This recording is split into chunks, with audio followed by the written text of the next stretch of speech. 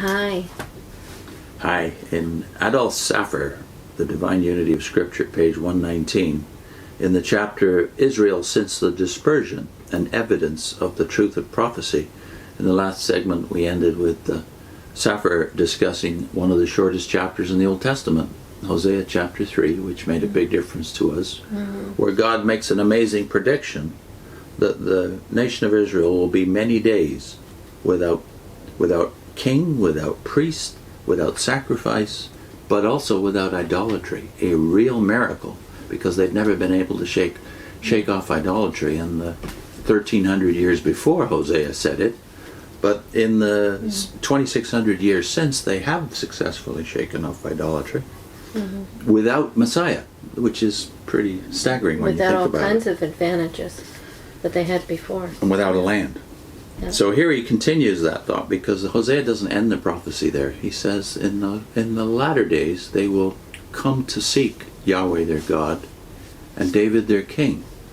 And they will seek his goodness. That's the last verse of Hosea 3. Here's how he builds on that thought. Last of all, and this is the most important, why does the prophet Hosea say, in the latter days Israel shall seek the Lord? If I say that of heathen nations they shall seek the Lord, it is intelligible. But to say it of the Jews, who are constantly worshipping God, that they shall seek Jehovah, seems indeed very strange. And this is the thing that most offends the Jews when we tell them this. Instead of knowing the living God as he revealed himself to Abraham, Isaac, and Jacob, the fullness of light and love, the Jews have now come to think that their great religion is monotheism. I tried to explain in one of my lectures that monotheism is not the religion of the Old Testament, but the Jehovahism is the religion of the Old Testament. Now they lay all the stress upon the unity, of which the Bible never speaks. The Bible says that there is only one God, but the Bible says that in this God there is God, and God as he reveals himself, and the Spirit of God. But instead of that, the Jews have this abstract idea of a unity. And in that abstract idea there is no warming for the heart, nor is there any peace for the conscience. And therefore it is said that in the latter days they shall seek Jehovah. And this accounts for the most extraordinary fact that the father of modern pantheism, Spinoza, was a Jew.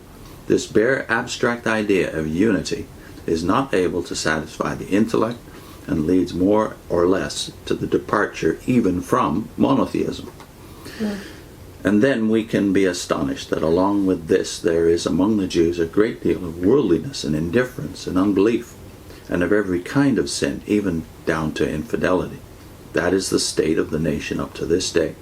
While there is a remnant of those Israelites who, by the grace of God, have come to the faith in Jesus Christ, according to the prophetic word, that there must always be, even during the time of their dispersion, a remnant from Israel, according to the election of grace. And while the godly Israelites who are going on in Talmudic darkness are still clinging to the Word of God, there are great numbers of worldly, indifferent, unbelieving, rationalistic, and infidel Jews. What will become of them? And when Saphir wrote this in 1889, he himself was a proof that God always has a remnant of believing Jews, because he had come from a Jewish background himself. But the actual condition of the nation during these 18 centuries, physically, spiritually, morally, and the predictions of prophecy run perfectly parallel. And now to one who believes Scripture, it makes no difference whether a thing has been actually accomplished in history or is merely written in the Bible. One is as sure to us as the other. We have not the slightest doubt that Jerusalem was destroyed, not only because the Roman historians tell us, but because Christ said that it would be destroyed. Neither have we the slightest doubt that Israel shall be restored, converted, and reinstated in their own land, because God has said so. The word of God standeth sure forever. Well, I feel like saying amen there. Amen. Now, prophecy is a stereotyped miracle. A man may say, if I had been on the Red Sea and seen the Jews pass through it, Or if I had been present when the Lord raised Lazarus from the dead, I should have believed. But these great facts took place in a day, in a moment, and then they disappeared. But prophecy is a miracle, stereotyped, continued miracle. It has been going on now from century to century. People speak about realizing the Bible. What do you mean by realizing the Bible and the things that are spoken in the Bible? When people speak about realizing things, an expression which is exceedingly dangerous and misleading, what they mean is that they want to get their imagination into such a heated condition and they're feeling so roused that they may have something better than faith.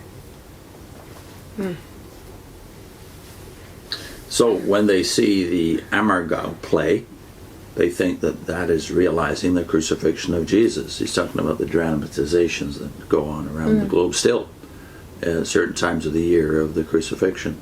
It may be realizing the crucifixion, but it is not realizing Christ crucified. Read the 53rd chapter of Isaiah and you will realize the crucifixion. That is to say, believe it. But if you wish to see the Word of God, study the Jews as they live in the present day, and there you will see how true it all is. I remember when I was a child one evening, as I felt the air of the room oppressive, I went out, and there I saw the beautiful stars shining brightly, and the thought flashed across my mind, these are the stars that God showed to our father Abraham, and we are here. The stars are here. How much more is God still in the world? And so all the history of the Jews, their father Abraham, their Rabbi Moses, their prophet Elijah, the shield of David, the wisdom of Solomon, all these are national possessions which live within them. And all the history of the Gospels and of Acts, and the very condition of the Jews themselves at the time of Christ, the way they talked, the way they argued, the way they rejected him, and the way that some of them believed in him. Behold, all these things you may now see with your eyes and hear with your ears over all the countries of Europe and most of the countries of Asia. God has given them to be a witness.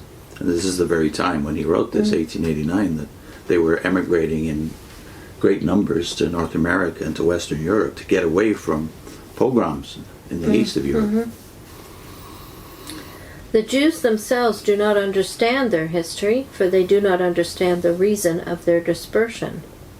They confess their sins. They weep, as only Jews can weep. They fast on the anniversary of the destruction of Jerusalem. This very year, in which I am speaking to you, there have been collected poems written by Jews in Galicia, in the peculiar dialect of mixed Hebrew and German, which you said is Yiddish, right? In which there is as intense a national feeling and as mournful a spirit as can be shown by any nation, as if Jerusalem had only been destroyed last year. But the reason they do not know. That is again according to the Scriptures. It is only according to prophecy. In no other way can you account for it. 1800 years they have seen that they are in banishment. They ask themselves the reason why, and they are not able to answer it. Israel has never yet confessed the blood guiltiness that is upon them because they crucified Jesus. The Athenians, after putting Socrates to death, very soon regretted the judicial murder which they had committed. But Israel has never acknowledged or regretted the crucifixion of Christ up to this day. The insipid admissions of rationalistic Jews that those were the days of barbarism and of religious intolerance, which are greatly to be regretted, is no confession of the unparalleled national blood-red sin which Israel committed against the just and holy one. But the Old Testament tells you that it would be so. In the latter days they would say, "We thought him as one smitten of God, and we hid, as it were, our faces from him." That's Isaiah 53. And Zechariah says, there will be given repentance to Israel, and they shall mourn over him as over a son, an only son. And he is their only son. We have got nothing else, no power, no wisdom, no honor. The only thing that we have produced, and not we, but the grace of God and the Holy Ghost, is Jesus. He is their only son, but for many centuries they have not known it. Then shall they mourn over him as over an only son. This is all referencing Zechariah chapter 12, by the way. But then shall they mourn over him as over an only son, and with the sons of Jacob, after they had sold Joseph into Egypt, returned to their father, and their conduct afterwards was better than it had been before. But the blood of Joseph was still upon their consciences and hearts. And afterwards they were driven to Egypt, and there Joseph revealed himself to them. I am Joseph your brother, whom ye sold into Egypt. Thus will it be with Israel, that they do not know Jesus up to this time has always been predicted. And this is what the Apostle Paul says. There is a veil on their hearts, so that they do not understand the whole covenant. And it is what Jesus says, ye shall see me no more, till ye shall say, blessed is he that cometh in the name of the Lord. That verse that we said they've left out of the reasoning book. Matthew 23, verse 39. Israel is a witness for the truth of the Old and the New Testament scriptures. God is coming, God himself in the person of his Son. Great judgments will be against the anti-Christian nations. Great power and majesty shall be made manifest upon his chosen people, Israel. The Church of Christ has her position, and the Church of Christ is associated with the blessed Lord, and with the blessed Lord takes the deepest interest in the manifestation of his kingdom here upon the earth. Oh, that we may know the living God. Israel, commemorating the Passover every year, says next year in Jerusalem. The Church of Christ, commemorating the Passover on the Lord's Day, or whenever it is, even by partaking of that bread and of that cup, says, till he come. Both together witnesses for the Scripture. The Scripture is God's Word, and this conviction we have the more strongly, the more we are filled with faith in the living God, and realize that there is a history going on, and know that he who was and who is also he that is to come. May the Lord grant unto us that his word may thus be living to us. Amen. Amen. Put in a link to David Barron, who was a contemporary, a later contemporary of Saphir, and also a Jew, and wrote around the time that Rutherford was publishing The Finished Mystery, wrote about the future of Israel and how they would return in unbelief, and then all of this that Saphir has just briefly described will happen. The Lord will come visibly to his people. And the millennium will begin, according to the faith of both Saphir and David Barron.